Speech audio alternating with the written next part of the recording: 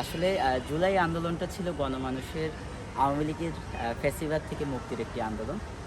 প্রথমতই আমার যুক্ত হওয়ার যে বিষয়টি, প্রথমত যখন দেখি যে বিভিন্ন বিশ্ববিদ্যালয়ের শিক্ষার্থীরা আন্দোলন করছে যৌক্তিক দাবিতে, প্রথম থেকেই আসলে স্ট্যাটাস এবং ফেসবুক লিখনির মাধ্যমে তাদের সাথে যুক্ত ছিলাম।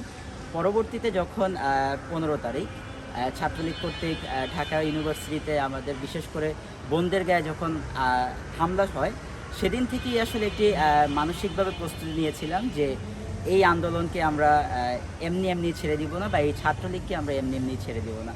আমরা ১৬ তারিখ মতিঝিলের মিছিলের মাধ্যমে আমার অফিসিয়াল আন্দোলনে যুক্ত হওয়া, এবং পরবর্তীতে মিছিল শেষ করে আমরা যাত্রাবাড়িতে আসি, এবং যাত্রাবাড়ির যে কাজলার মোড়টি রয়েছে সেখানে বিশেষ করে ধনিয়া কলেজ, তারপরে হচ্ছে একি স্কুল, বর্ণমালা, শামসুল হক খান থেকে শুরু করে আশেপাশের স্কুল কলেজের শিক্ষার্থীরা এবং ইউনিভার্সিটির যারা আমরা ছিলাম, আমরা সকলের সমন্বয়ে এই আন্দোলনটি আমরা কাজলা গড়ে তুলি।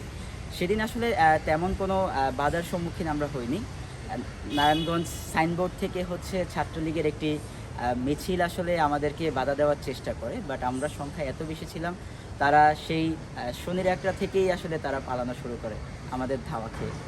পরবর্তীতে আসলে ১৭ তারিখ চলে আসে আন্দোলনের মোক্ষম সময়, যার মাধ্যমে আসলে যাত্রাবাড়িকে পুরো বাংলাদেশ সহ পুরো বিশ্বই আসলে যাত্রাবাড়ির নামটা সেদিন জেনে গিয়েছিল। বিশেষ করে আসরের নামাজটা যখন আমি পড়ে মসজিদ থেকে বের হব, ঠিক সেই মুহূর্তে হচ্ছে মসজিদের গেটেই পুলিশ কাজলাতে প্রথম টিয়ার শেলটি মারে। আশেপাশে তাকিয়ে দেখি আসলে সব স্টুডেন্টরাই চলে গিয়েছে, আমি এবং আমার বন্ধু শুধুমাত্র আমার জন্য অপেক্ষা করছিল মসজিদের সামনে। তা আমরাও যখন আস্তে আস্তে পুলিশের এই ধাওয়াতে টিকতে পারছিলাম না, আমরা আস্তে আস্তে আস্তে আস্তে পিছু হটছিলাম। পিছু হটতে হটতে আমরা শনির একটা যে মন্দির আছে, শনি মন্দির, আমরা শনি মন্দির পর্যন্ত পিছু হটতে বাধ্য হই পুলিশের আক্রমণে। পরবর্তীতে আমরা আবার সংঘবদ্ধ হয়ে আস্তে আস্তে আগাতে থাকি, এবং ঠিক মাগরিবের মুহূর্তেই পুলিশ আসলে পিছু হটতে বাধ্য হয়। এবং তারপরের ইতিহাস আসলে পুরো বাংলাদেশেরই জানা। আমরা যাত্রাবাড়িকে এমনভাবে ব্লকেট করেছিলাম যে সারা বাংলাদেশ আসলে যাত্রাবাড়ির নাম মুখস্থ হয়ে গিয়েছিল, এবং এই ছবিগুলো আন্দোলন সংগ্রামে সবাইকে সাহস জুগিয়েছিল। তারপরে আসলে ১৮ তারিখের আন্দোলন, যেখানে অনেকটা চূড়ান্ত আন্দোলন বলতে পারেন ১৮ তারিখের আন্দোলন যাত্রাবাড়িতে। একেবারেই সকাল থেকে আমরা যারা রায়েরবাগ থেকে গিয়েছিলাম, আমি একটি মিছিলের নেতৃত্ব দিয়ে রায়েরবাগ থেকে কাজলা পর্যন্ত যাই। কাজলা পার হয়ে যখন ফ্লাইওভারের দিকে উঠতে থাকি, তখনই দেখি যে আসলে সংঘর্ষের ভয়াবহ রূপ। সেদিন বিজিবি ছিল, বিজিবি বারবার ছাত্রদের বাধা দিচ্ছিল, কিন্তু পিছ থেকে পুলিশ এবং ছাত্রলীগ, আওয়ামী লীগ, স্বেচ্ছাসেবক লীগ সহ সকল সন্ত্রাসী বাহিনী আমাদেরকে আক্রমণ করার চেষ্টা করছিল। আমরা বারবার চেষ্টা করেছি সামনে যেতে, একটা মুহূর্তে একেবারেই যাত্রাবাড়ি থানার গেট পর্যন্ত চলে গিয়েছিলাম, তখন বিজিবির গাড়ি আসলে পিছু হটতে বাধ্য হয়েছিল। কিন্তু ঠিক সেই মুহূর্তেই আবার হচ্ছে পুলিশের যে রায়াট কার আছে, সাদা জিপগুলো আছে, সেগুলো ফ্লাইওভার দিয়ে আসলে তারা দুরন্ত গতিতে এসে আমাদেরকে বিভিন্নভাবে টিয়ার শেল, রাবার বুলেট অথবা হচ্ছে শটগান দিয়ে গুলি করার চেষ্টা করেছে। সেদিন আসলে আমার একটা দুঃখজনক মুহূর্ত ঘটেছিল। আমরা ভেবেছিলাম যে একটা যাত্রাবাড়ির মাঝ বাজারে একটা বিল্ডিং থেকে হয়তো আমাদেরকে গুলি করছে। তো আমরা সেখানে আসলে ফলো করতে গিয়ে ঠিক সেই মুহূর্তে হচ্ছে পুলিশের একটি গাড়ি ফ্লাইওভার থেকে আমাদের দিকে বন্দুক তাক করে। তো আমাদের অনেক ছাত্রছাত্রী হচ্ছে সেখান থেকে সরতে গিয়ে আসলে বিভিন্নভাবে আঘাতপ্রাপ্ত হয়। তা আমরা চেষ্টা করেছিলাম সেখান থেকে তাদেরকে টেনে টেনে তুলে একটু নিরাপদ জায়গায় নিয়ে যেতে, কিন্তু আমি একেবারেই পুলিশের সামনাসামনি পড়ে যাই, এবং আমার আসলে তখন আর মাথা কাজ করছিল না, আমি জাস্ট পিছে ঘুরে দৌড় দিচ্ছিলাম। দৌড় দিতে দিতে হচ্ছে একটা গলিতে গিয়েছি অনেকক্ষণ পরে দৌড়ানোর পরে। তো পরবর্তীতে আমার কাছে বারবার মনে হচ্ছিল যে গুলিটা হয়তো এখন আমার পিঠে ঢুকবে। তো পরবর্তীতে আমার বন্ধু আমাকে জানায় যে পুলিশ যখন রাইট কার থেকে বের হয়, ও শটগানটা ঠিকই আমাদের দিকে তাক করেছিল, বাট ওর শটগানটা থেকে কোনো গুলি বের হচ্ছিল না। তো এইভাবেই আসলে আমাদের আন্দোলন চলতেছিল দিনব্যাপী। ১৮ তারিখের আন্দোলনটা আসলে খুবই মর্মান্তিক ছিল।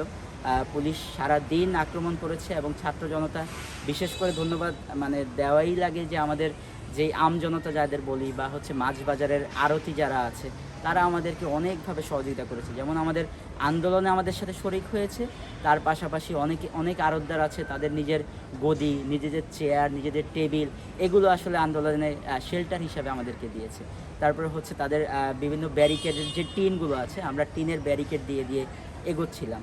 তো তো 18 তারিখের আন্দোলন শেষে আসলে 19 তারিখের যে অন্তিম আন্দোলন, যেখানে আসলে যাত্রাবাড়িতে সর্বপ্রথম আপনার যাত্রাবাড়িতে সর্বপ্রথম হচ্ছে স্নাইপারের গুলি শুরু হয় 19 তারিখে। 19 তারিখে আসলে 19 তারিখের আন্দোলনটা আসলে আমাদের জন্য, বিশেষ করে আমার জন্য সবচেয়ে দুঃখ এবং কষ্টের ছিল। মানে 19 তারিখের আন্দোলনটা এমন ছিল যে আমরা আসলে কাজলা থেকে কোনোভাবে সামনে এগোতে পারছিলাম না। মানে আমরা সেদিন আসলে আমি আমার লাইফের প্রথমবার স্নাইপার কী জিনিস বা স্নাইপারের গুলির শব্দটা কেমন হয় সেদিন আমি বুঝতে পেরেছি। ঠিক আমার সকাল 11:30 থেকে 11:45টার দিকে মানে আমার সামনেই হচ্ছে একজন গুলিবিদ্ধ হয়, তাকে ধরাধরি করে নিয়ে আসি। তারপরে কিছুক্ষণ আবার বন্ধ থাকে। আমরা যখন ভাবি যে হয়তো এখন মনে হয় এটা শেষ, এটা মনে হয় আর নেই, আমরা তখন আবার সবাই একসাথে আগানো শুরু করি। আবার দেখি যে 4-5 রাউন্ড একটা অন্যরকম শব্দ, মানে স্নাইপারের শব্দ যেটাকে বলে।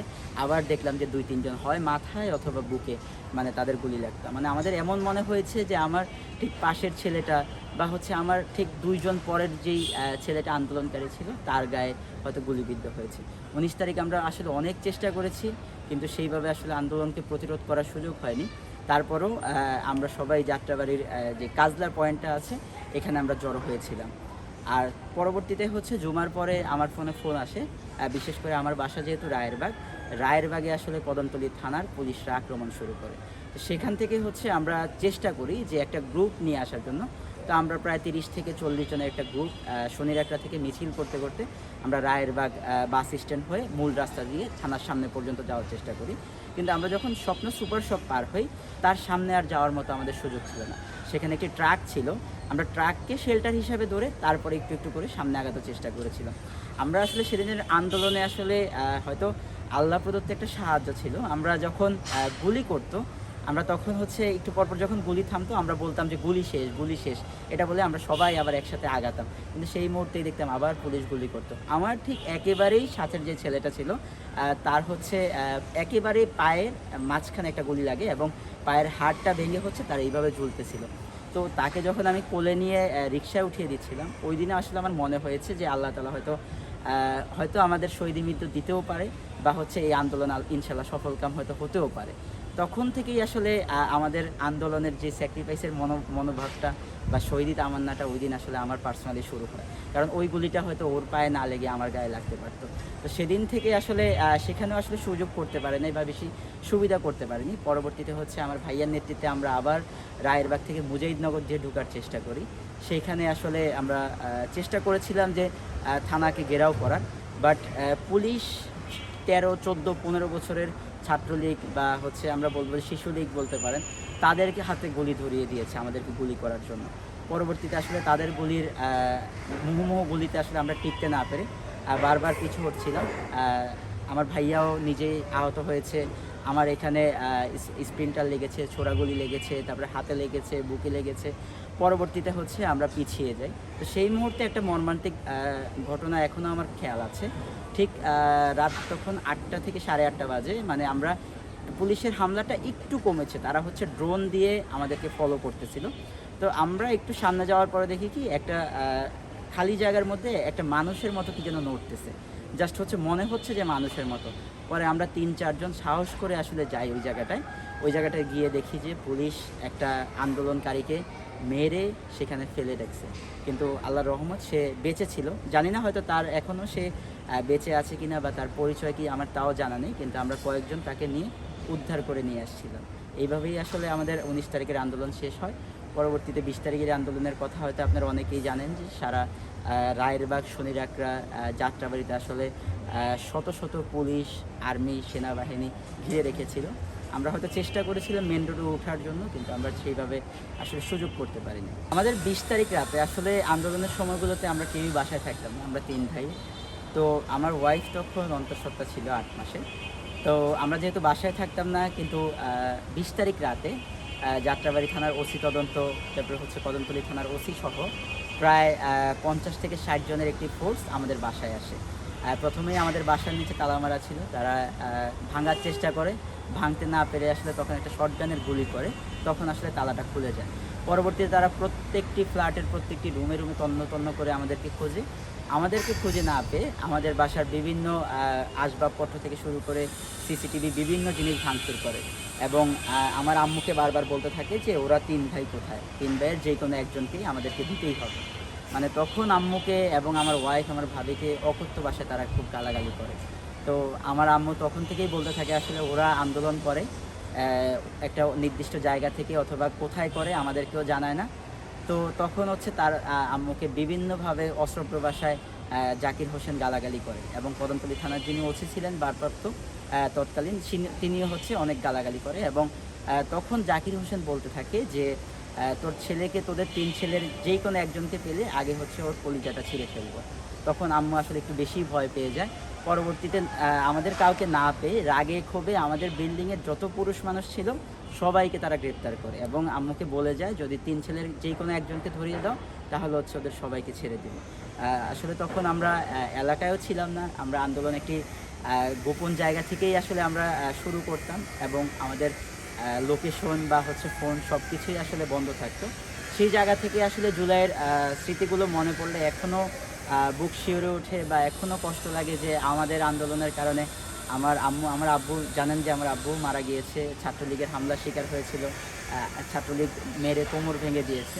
কিন্তু সেই জায়গা থেকে আসলে আমার আম্মু অথবা আমার স্ত্রী, আমার ভাবির উপরে যখন এই ধরনের মানসিক নির্যাতন আসে তখন আসলে আমাদের খুবই খারাপ লাগে। কিন্তু এই খারাপ লাগাটা আসলে আমাদেরকে আন্দোলনে আরও বেশি ঝাঁপিয়ে পড়ার ফুয়েল হিসেবে কাজ করেছিল।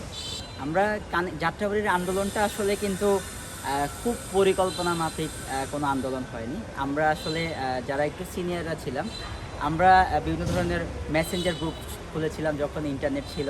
তারপর হচ্ছে বিভিন্ন ধরনের লোকেশনগুলো আমরা পয়েন্ট আউট করে রাখতাম। যেমন হচ্ছে আমরা যেহেতু ম্যাক্সিমাম যাত্রাবাড়ি যারা আন্দোলন করেছে সবাই আসলে কম বেশি স্থানীয় ছিল, তো সেই কারণে আসলে প্রত্যেকের গলিটা আসলে নিজের ভাবে আগলিয়ে রাখার বা নিজেদের কন্ট্রোলে রাখার চেষ্টা করতাম। বিশেষ করে যেমন শনিরাকড়া থেকে শুরু করে কাজলার যে গলিগুলো আছে, বিভিন্ন গ্রুপ ছিল আমাদের, সেই গ্রুপে হচ্ছে তারা সারাদিন তাদের কাজ ছিল সেই কেন্দ্রিক আসলে আড্ডা, সেখানেই হচ্ছে কথা বলা, সেখানেই আসলে আন্দোলনটা গড়ে তোলা, এই জিনিসটা। আর সাধারণ মানুষের কাজটা ছিল মূলত হচ্ছে তারা সামনের দিকে এগিয়ে যাওয়া। তো এই কারণেই হচ্ছে পুলিশ বারবার আমাদেরকে অ্যাটাক, বারবার হচ্ছে গুলি, মুহুর্মুহু গুলি বা স্নাইপারের আঘাত করার পরেও হচ্ছে যাত্রাবাড়ির আন্দোলন কখনো থেমে থাকেনি। কারণ যারা স্থানীয় ছিল, যারা যেই গলির স্থানীয় ছেলেপেলেরা ছিল, ওরা সেই গলিতেই আসলে বেশি সময় থাকতো। সেই কারণে হচ্ছে আমাদের প্রত্যেকটা রাস্তা আসলে ব্লক থাকতো। পুলিশ চাইলেই যে কোনো রাস্তা দিয়ে ঢুকে আমাদেরকে ছত্রভঙ্গ করতে পারতো না। মানে অন্য আন্দোলনে বা আমরা প্রিভিয়াস আন্দোলনগুলোতে যেরকম দেখতাম যে আমরা আন্দোলনে একটা পথ দিয়ে যেতাম, পুলিশ হয়তো আমাদের 2 দিক থেকে বা 3 দিক থেকে ঘেরাও করে আসলে তারা আমাদেরকে ছত্রভঙ্গ করার চেষ্টা করতো। কিন্তু যাত্রাবাড়িতে আসলে পুলিশ এত বেশি চেষ্টা করেছে, ছাত্রলীগ, যুবলীগ, আওয়ামী লীগ সবাই চেষ্টা করেছে, কিন্তু তাদের শুধুমাত্র একটাই রাস্তা খোলা ছিল, যাত্রাবাড়ির যেই পরের রাস্তাটা বিবির বাগিচা, সেখান থেকে শুধুমাত্র কাজলার দিকে আসা। আর কাজলা থেকে শুরু করে যেই রোডগুলো, কানেক্টিং রোডগুলো ছিল, প্রত্যেকটা রোডই আমরা আমাদের স্থানীয় যারা ছাত্রছাত্রী আছে, স্থানীয় জনগণ আছে, স্থানীয় আমাদের যারা বাবা মা বা গার্ডিয়ানরা ছিল ছাত্রছাত্রীদের, তারা সহ আমরা সবসময় ব্লক করে রাখি। আমার কাছে আন্দোলনের সবচেয়ে গুরুত্বপূর্ণ মোমেন্টটা মনে হয় যে অনেকটা 4 তারিখ বলতে পারেন। আমরা 4 তারিখে কিন্তু যাত্রাবাড়ি থানা ঘেরাও করেছি, শুধুমাত্র একবার না, আমরা 2 বার ঘেরাও করেছি এবং সেদিন আসলে পুলিশ কিন্তু পিছু হটতে বাধ্য হয় এবং তারা থানার ভিতরে ঢুকে তারা আমাদেরকে হাত জোর করে মাপ চায়। কিন্তু আসলে আপনারা জানেন যে আওয়ামী ফ্যাসিবাদের পুলিশ, তারা তাদের যে মুনাফিকি আচরণ, তারা আসলে আমাদেরকে মাফ চাওয়ার ঠিক পর মুহূর্তে যখন আমরা তাদেরকে ছেড়ে দেই, আমরা যখন থানার গেট থেকে একটু পিছিয়ে আসি, তারা আবার আমাদের আক্রমণ শুরু করে।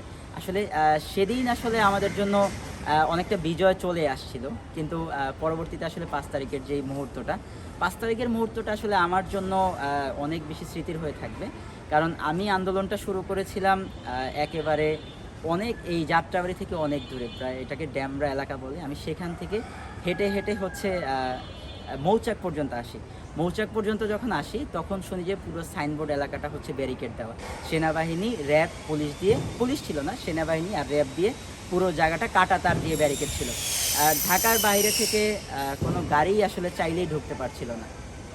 ইয়ে থেকে মৌচাক থেকে আসলে যখন আমরা আন্দোলন শুরু করব সেখানে মাত্র গুটি কয়েক, যেহেতু প্রচুর বৃষ্টি হচ্ছিল সেদিন, সর্বোচ্চ হচ্ছে 20 থেকে 25 জনের একটা গ্রুপ, সেখানে কিছু ছাত্রীও ছিল 4-5 জন, এবং হচ্ছে কিছু স্থানীয় মুরব্বী ছিল দাড়িওয়ালা, পাঞ্জাবি পরা, টুপি পরা। আর তারা আসলে স্লোগান দিতে থাকে। পরবর্তীতে হচ্ছে সেখান থেকে আমরা কিছু বাস সংগ্রহ করি, আমরা আস্তে আস্তে সেই 20 জনের মিছিলটা শুরু করি। সেই 20 জনের মিছিলটা যখন শুরু করি, আমরা সাইনবোর্ড আস্তে আস্তে মোটামুটি 150 থেকে 200 মানুষ হয়ে যায়। সেনাবাহিনী আমাদেরকে প্রথমে ব্লক করে এবং র্যাবও ব্লক করে। পরবর্তীতে তারা কাটা তারের একটা বেড়া খুলে দিয়ে বলে, কেউ কোনো স্লোগান দিবেন না, কিন্তু আপনারা নিরাপদে সোজা চলে যান। আমরা যখন সেই কাটা তারের বেড়াটা পার হয়েছি, তারপরে আসলে আমি বেশ কয়েকবার চেষ্টা করেছি যে মিছিলের শেষটা দেখতে, কিন্তু সেই সৌভাগ্য হয়নি। আমি যখন রায়েরবাগ, আমি বেশ কয়েকবার হচ্ছে আমাদের যে উঁচু জায়গাগুলো আছে উঠে বারবার দেখার চেষ্টা করেছিলাম যে আসলে মিছিলের শেষটা কোথায়, কিন্তু আসলে মিছিলের শেষ দেখতে পারিনি। আসলে যে যখন বলে যে আল্লাহর সাহায্য যখন আসবে, তখন দলে দলে মানুষ আসলে তখন ইসলামের পথে বা মুক্তির পথে চলে আসবে, সেদিন আসলে আমার বিশ্বাস হচ্ছিল যে আল্লাহর সাহায্য আজকে আমাদের উপরে আছে। সেই কারণেই হচ্ছে আমাদের সেই 20 জন 25 জনের মিছিলটা হচ্ছে হাজারে হাজারে মানুষ কাজলার দিকে, যাত্রাবাড়ির দিকে মুভ করে। আমাদের যেহেতু আন্দোলনটা আসলে যাত্রাবাড়ি কেন্দ্রিক ছিল, আমাদের এই আন্দোলনে আসলে সবচেয়ে বেশি সহযোগিতা যদি করে কেউ থাকে, তাহলে বলবো আমরা এলাকাবাসী। বিশেষ করে হচ্ছে আমি আগেও বলেছি যে আমাদের এই এলাকার ম্যাক্সিমামই হচ্ছে যারা আছে এখন স্থানীয়, তারা আসলে তাদের ছেলেদেরকে নিয়ে এসেছে। আমাদের মায়েরা হচ্ছে আমাদেরকে খাবার দিয়ে সহযোগিতা করেছে। আমাদের বাবারা যারা আছে তারা আমাদেরকে বিভিন্ন ধরনের সাপোর্ট দিয়েছে। এবং বিশেষ করে যাত্রাবাড়ি অঞ্চলের একটা মজার বিষয় আছে, যেটা হচ্ছে আমরা এই যাত্রাবাড়িতে কি করতাম, আমরা আন্দোলনের দিনগুলোতে আমরা রাতেবেলা সবাই মেন রোডে আড্ডা দিত। একেবারে এলাকার যারা আছে কেউ এলাকায় থাকতো না, সবাই মেন রোডে আড্ডা দিত, কেউ বাদাম খেত, কেউ গল্প করতো, ইভেন কেউ তাস পর্যন্ত খেলতো, লুডো খেলতো। তো এইভাবে হচ্ছে কি, পুলিশ যখন ড্রোন দিয়ে আন্দোলনের গতিবিধি লক্ষ্য করতো, তারা দেখতো যে শত শত হাজারে হাজারে মানুষ যাত্রাবাড়ি থেকে সাইনবোর্ড পর্যন্ত।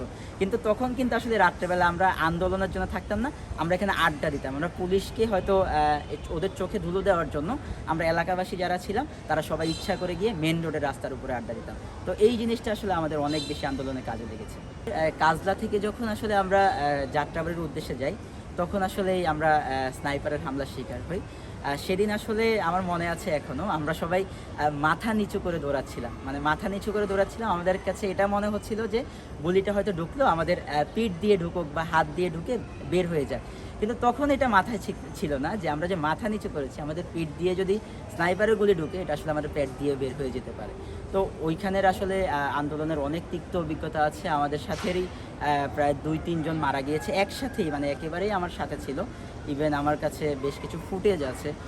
আসলে তখনই আমরা আবার পিছু হটি, এরপরে আবার ঘোষণা আসে যে আগিয়ে যাওয়ার জন্য, আবার আগাই, আবার স্নাইপারের হামলা হয়। এইভাবেই আসলে প্রায় 12:30টা, 1টা, 1:30টা পর্যন্ত চলছিল।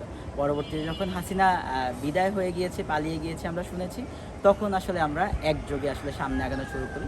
তারপরে আসলে যাত্রাবাড়ির একটি মর্মান্তিক ইতিহাস আছে, কিন্তু আমরা আসলে ততক্ষণে যাত্রাবাড়ি পার হয়ে গণভবনের উদ্দেশ্যে চলে গিয়েছিলাম, এবং গণভবন গিয়ে আমার 2 রাকাত নামাজ পড়ার সুযোগ হয়েছে এবং আল্লাহর সন্তুষ্টি আদায় করার সুযোগ হয়েছে। তো সর্বশেষ বলতে চাই, আমাদের এই আন্দোলন আসলে মুক্তিগামী জনতার আন্দোলন ছিল, ফ্যাসিবাদের বিরুদ্ধে আন্দোলন ছিল। আমাদের ওসমান হাদির যে কথা ছিল, ইনসাফ ভিত্তিক একটি রাষ্ট্র কায়েমের আন্দোলন, আমরা সেই আন্দোলনটা এখন পর্যন্ত জারি রেখেছি। ইনশাল্লাহ বাংলাদেশকে যতদিন পর্যন্ত না দুর্নীতিমুক্ত একটি সুন্দর বাংলাদেশ গড়তে না পারবো, ততদিন পর্যন্ত আমাদের এই আন্দোলন জারি থাকবে ইনশাল্লাহ। ধন্যবাদ।